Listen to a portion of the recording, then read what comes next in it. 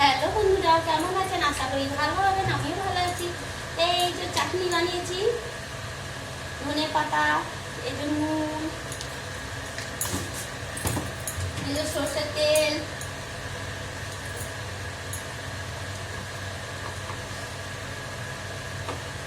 অল্প সর্ষের তেল দিলাম, বেশ ভালো লাগে।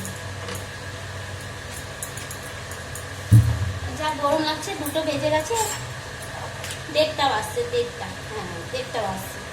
এই যে এটা সব দিয়া আছে, একটু লেবু দেবো, বীজ দেবো না, কেন বীজ দিলে না মুখে চলে যায়, ভালো লাগবে না, কষকষ করা লাগে।